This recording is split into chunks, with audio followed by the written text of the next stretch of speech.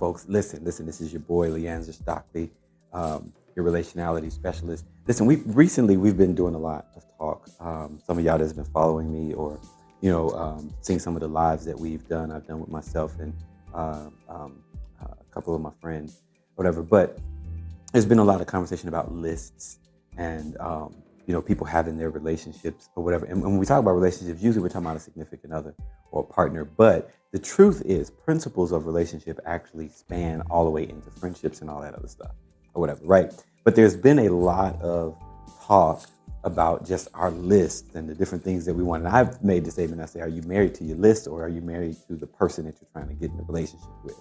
And a lot of times, or married to the list, or are you trying to actually build love? Because sometimes the lists will get in the way of love, right? Or the lists are really just about what we want in our ego and never really going into the depths of what our soul really needs, not just what we've deemed as a need.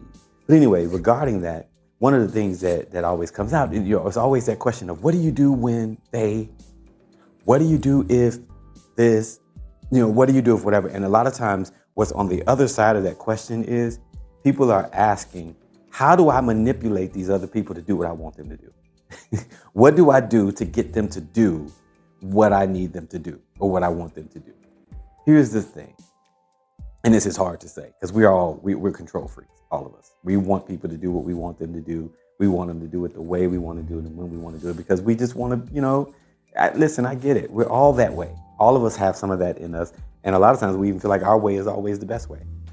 What we're trying to do inevitably is to get that person to do what we want them to do, which also kind of means sometimes manipulate them. And we're not saying it that way because our ideas of it is not being malicious to say whatever, but it's like, what do I do when I can't get them to whatever? So on the other side of that question is usually how do I get to control them? All right, here's the thing. You can't. You really can't. Especially not if you want to be in alignment with your essential self and your divine sense of being. And if you want what they give to you to be truly authentic, we really can't. Sometimes we wish we had a magic wand to just be able to get them to do whatever. All we can really do is hope that the eyes of their understanding would be enlightened, that they would know who they are and how they should actually really truly show up in the relationships that we're having with them, that reflects a healthy way of relating in a way that causes all of us to thrive. That's really all we can ask for. So even when I've looked at people's lists of different things that they want or whatever, very seldom do we see on there, you'll see something like sometimes people go into things a little bit more deeper, like, wanting them to be faithful or wanting them to be loyal and different things like that. But ultimately, what I really feel should be at one of the at the top of our list, if we're going to have a list, which also should be congruent with our building of love, is self-control. Self-control, because you can't control them, right? You have a hard time sometimes controlling yourself, let alone trying to control somebody else and doing something. But self-control should be something that we all learn to value within ourselves, as well as what we begin to look for and value in other people.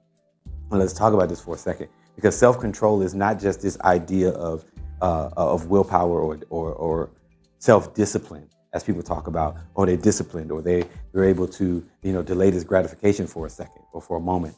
And those things are good. Don't get me wrong. I'm not saying that that's bad, but self-discipline is usually that thing that says, go on, keep going, persevere. Self-discipline, you're exercising, you discipline yourself to be able to, discipline yourself to get up in the morning and go whatever. So it's more that thing that gets you towards persevering, right? But self-control is generally, I consider that a spiritual power. It's one of your authentic powers, one of your it's like one of your spiritual authentic senses of power, or a fruit of your spirit, so to say. When you recognize that and start to live from your spirit, self-control becomes a fruit of that spirit, that part that puts you in the driver's seat of your existence, right? It's that part that puts you in the driver's seat of your existence in the face of pressure, temptation, immediate urges that we have or whatever, and desires or compulsions or whatever, because a lot of us operate in compulsive ways or by compulsion, and sometimes we don't even know it. We spend in compulsion. We're consumers. We've become more consumers nowadays. and everything is about getting and grabbing and having what you want. You can have the life you want. You can have the things you want. You can, so everybody's about that. And in our lives, and we don't even realize it sometimes. Again, it's not saying you're being malicious, but we operate in compulsion and a lot of impulses.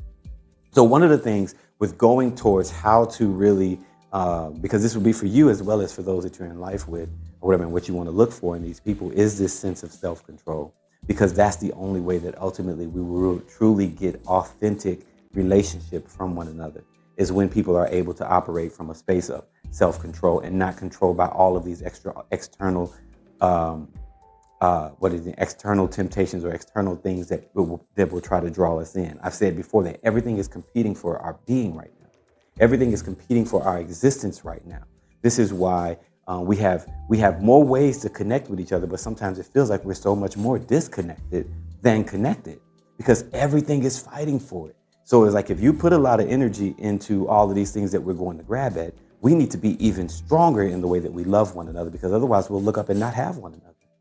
And everybody will be just loose, whatever loose may mean, in this particular sense. But here's one way to, or when we're talking about self-control, we want to go to a space where we're monitoring, you're monitoring to be able to have your self-control, from this aspect of living from the spirit of your being, who you are. Monitoring involves keeping track of awareness of your feelings and your thoughts and your actions.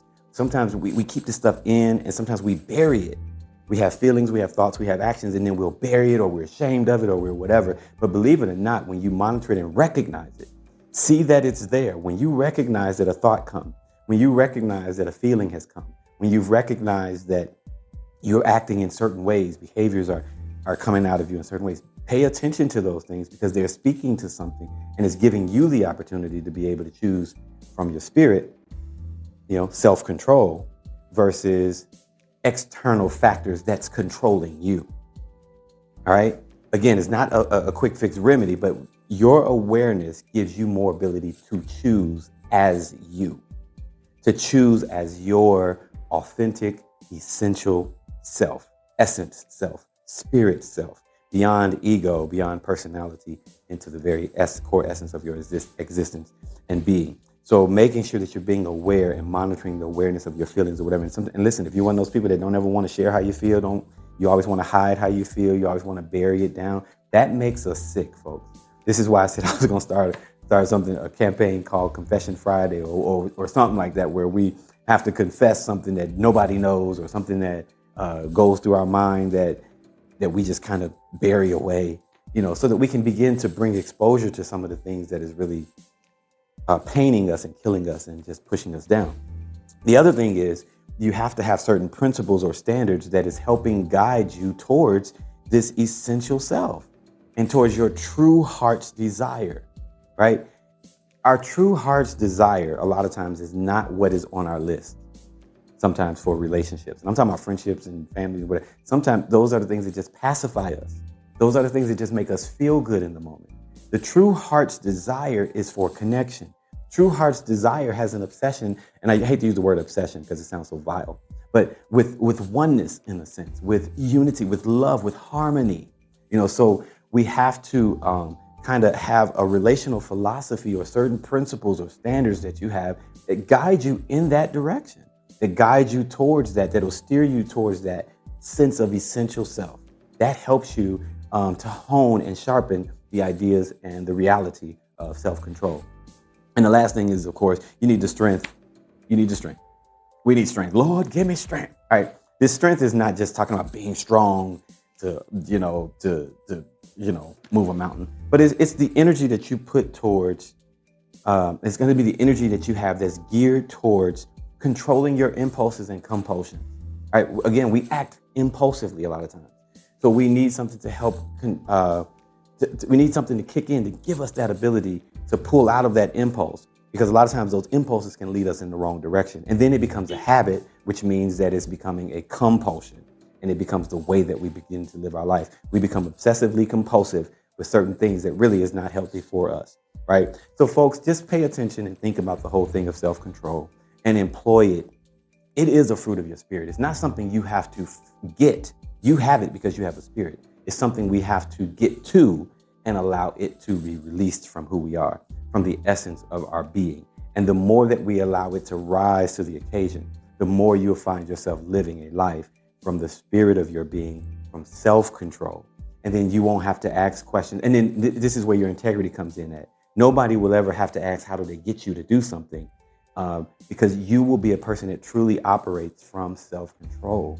And you won't have to worry about these other people. This will help us even with being trustworthy. It'll help us with even being able to get over our trust issues. When you know you're in a camp of people who really truly operate in a space of true spirit self-control, it gives you an ease and a security that will handle certain issues with our mental health. Listen, folks, we're all in pathological craziness because we don't know who we can trust. We have one eye open, watching folks and whatever. But when we hone in on finding relational situations with people that are based on you being in self-control and also them having honed and being in self-control, we have a lot more security, safety, and I believe even fun in our relationships because we can open it up to be able to do things without worrying about it going way too far or getting too out of hand or this, that, and the other. Self-control is a very powerful character or very powerful fruit of our spirit. And I really truly believe that it'll give us all that we need to have the loving, healthy, thriving relationships and fulfilling relationships that we all are so desperately wanting, looking for, and needing as a reflection of love as beings made in the image and likeness of God, right? So listen, I always end with this. I say, I am love for you, and I hope that you will always do your God's best, your spirit's best, your self-control best to be love for me. All right, folks, another relationality moment, and I'll talk to y'all soon.